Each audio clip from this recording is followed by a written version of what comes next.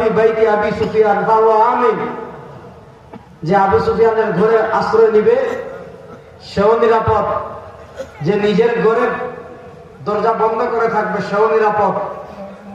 মাত্র 10 বছর আগে যে মক্কায় তাকে লাঞ্ছিত করে বের করে দেওয়ার পরিকল্পনা করা হয়েছিল, তাকে হত্যা করার জন্য তার ঘর ঘেরাও করা হয়েছিল, হিজরত করে 10 বছরের পরে যখন তিনি বিজয় অর্জন করেছেন, সবাইকে গণহারে ক্ষমা করে দিয়েছেন। এটার দ্বারা ইসলাম প্রমাণ করেছে পৃথিবীতে ধর্মীয় সম্প্রীতি এবং মানুষের অধিকার, মানুষের সম্প্রীতি ইসলাম যে পরিমাণ রক্ষা করেছে, অন্য ধর্ম তার 90 ভাগের 100 ভাগের 1 ভাগও করতে পারে না। আজকে দেখবেন আমাদেরকে অনেকে মানবতার সবক শিখাতে আসে। দেখবেন জাতিসংঘের বড় চেয়ারে বসে বাংলাদেশের কোথাও একটা পিঁপড়া যদি নড়াচড়া করে, দেখবেন মানবাধিকারের সংস্থা দাঁড়িয়ে গিয়েছে। আজকে আমেরিকা আমাদেরকে মানবাধিকার শিখাতে চায়। আজকে দেখেন আমাদের পার্শ্ববর্তী একটা রাষ্ট্র আছে ভারত, কিছুদিন পর পর মোদিজি বিবৃতি দেয়, বিজেপি বিবৃতি দেয়, কংগ্রেস বিবৃতি দেয়। কি বিবৃতি? বাংলাদেশের সংখ্যালঘুদের নিরাপত্তা নিশ্চিত করতে হবে।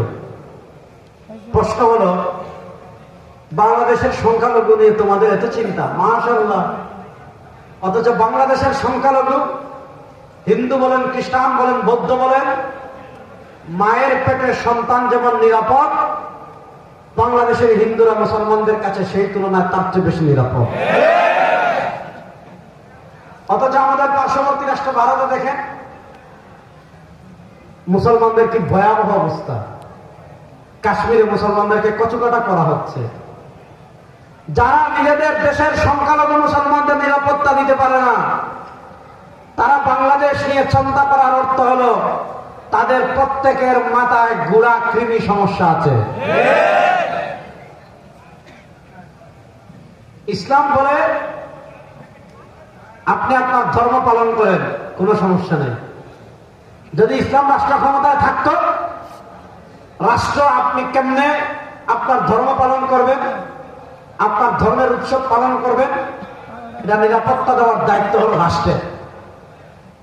যেমন বাংলাদেশে রাষ্ট্র আছে, হিন্দুরা তাদের পূজা করবে, খ্রিস্টানরা তাদের বড়দিন পালন করবে, এটা নিরাপত্তা দেওয়ার দায়িত্ব রাষ্ট্রের। বলেন, নিরাপত্তা দেওয়ার দায়িত্ব রাষ্ট্রের। যুবকরা কথা বলেন, নিরাপত্তা দেওয়ার দায়িত্ব রাষ্ট্রের। বলেন না, নিরাপত্তা